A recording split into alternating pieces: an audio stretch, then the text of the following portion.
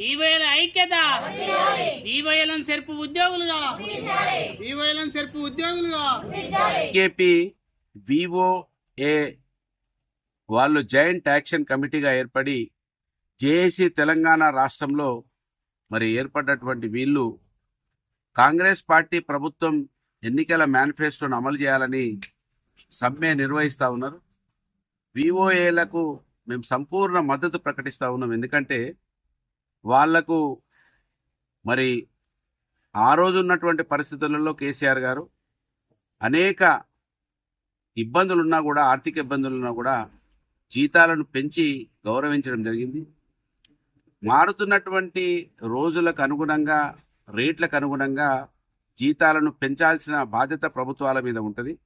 అదే పర్మనెంట్ ఎంప్లాయీస్కి అయితేనేమో వాళ్లకు హెచ్ఆర్ఏ పెంచుతూ వెళ్తూ ఉంటారు. వీళ్ళకి ఆ పరిస్థితి లేదు కనుక 20 సంవత్సరాలుగా మేము పనిచేస్తూ ఉన్నామని వారు ఏదైతే 20,000 రూపాయలను మరి కనీస వేతనం కింద ఇవ్వాలని డిమాండ్ చేసి అడుగుతా ఉన్నారో కాంగ్రెస్ పార్టీ వాళ్ళు మేనిఫెస్టోలో పెట్టిండ్రు. కాంగ్రెస్ పార్టీలో ఎవ్వరు కూడా మంచితనానికి మరి ఉండరు అనేదానికి ఎవరు అతిథులు కాదు. ఆశ్చర్యం ఏంటంటే వివోఏలకి మంత్రిగా ఉన్నటువంటి వారు ఆ సీతక్క గారు వీళ్ళ ధర్నాల కాడికి, రాష్ట్రోకోల కాడికి వచ్చి అనేక విషయాలు మాట్లాడింది. ఆశ్చర్యం ఏంటంటే సీతక్క గారు స్వయాన మహిళ, గిరిజన మహిళ. అంటే ఆమెకు ఆకలి, కష్టాలు, కన్నీళ్ళు ఏందో తెలిసిన వ్యక్తి కూడా కాంగ్రెస్ పార్టీ ప్రభావం వలన ఆమె పూర్తిగా మారిపోవడం జరిగింది. కాంగ్రెస్ పార్టీలోకి వెళ్ళిన వాళ్ళు ఎవరు కూడా మారక తప్పది, మోసం చేయక తప్పరు. అక్కడ ఉండే మోసం చేయాలని అనుకునే వాళ్ళే కాంగ్రెస్ పార్టీలో ఉంటారనే దానికి ఇవాళ మనకు నిలువుటెద్దు సాక్ష్యంగా ఆమె అసెంబ్లీలో మాట్లాడింది, వీళ్ళ ధర్నాల కాడికి వచ్చి మాట్లాడింది, దీక్షల కాడికి వచ్చి మాట్లాడింది, విస్మరించింది. మనం ఇక్కడ మలహార్ మండల ఆఫీస్ దగ్గర ఉన్నాం, మండల సమాఖ్య దగ్గర ఉన్నాం కొయ్యూరులో. ఇవాళ మంత్రి గారు కూడా ఇక్కడికి వచ్చి వారు కూడా ఇవి ఇంత తొందరగా కావని వాళ్ళు బుకాయిస్తూ ఉన్నారు.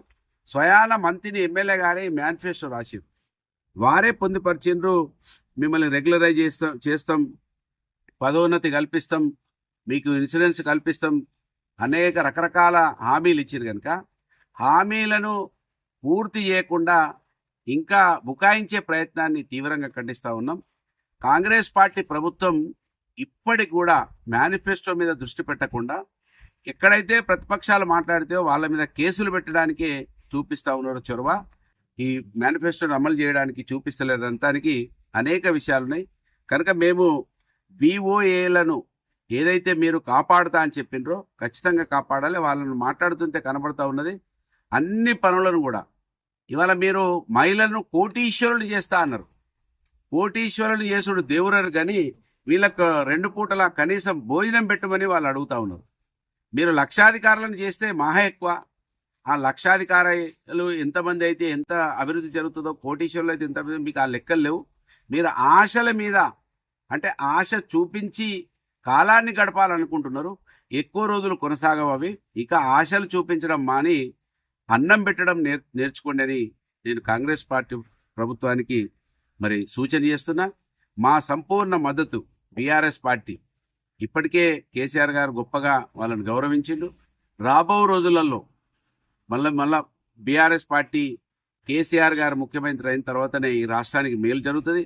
ఏవైతే ఇవాళ నిర్వీర్యం అయిపోతా ఉన్నాయో అవి మంచి జరగాలంటే ఈ రాష్ట్ర పార్టీ, తెలంగాణ ప్రజల పార్టీ, అది బీఆర్ఎస్ పార్టీతోటే సాధ్యమవుతుంది అనేది తెలంగాణ రాష్ట్రంలో ఉన్న అందరూ కూడా గమనించాలి. ముఖ్యంగా మంత్రి నియోజకవర్గ ప్రజలు గమనించాలి. ఎందుకంటే మంత్రి నియోజకవర్గ శాసనసభ్యుడు 3 ఓట్లు ఉన్నటువంటి కుటుంబం వాళ్ళది. వాళ్ళ ఓట్లు ఏంటంటే 3 ఓట్లు.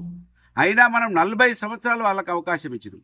40 సంవత్సరాలు 3 ఓట్లు ఉన్నటువంటి కుటుంబము ఏ వర్గానికి మేలు చేయకుండా ఇవాళ మనం చూస్తే 32 నెలలు అయిపోయిన తర్వాత కూడా 32 మందికి ఉద్యోగాలు ఇప్పించలే. ఐటీ ఇండస్ట్రీ మంత్రిగా ఉన్నటువంటి దుద్దిల శ్రీధర్ గారు ఐటీ మినిస్టర్, ఇండస్ట్రీ మినిస్టర్, అంటే ఉద్యోగాల మంత్రి. ఆయన ఉద్యోగాల మంత్రిగా ఉండి ఉద్యోగం ఇప్పియలే, 10 మందికి ఇల్లు కట్టియలే, ఇక్కడ ఒక ప్రాజెక్టు కట్టియలే, ఒక ఫ్యాక్టరీ కట్టియలేదు, ఆలోచన కూడా చేస్తలేడు.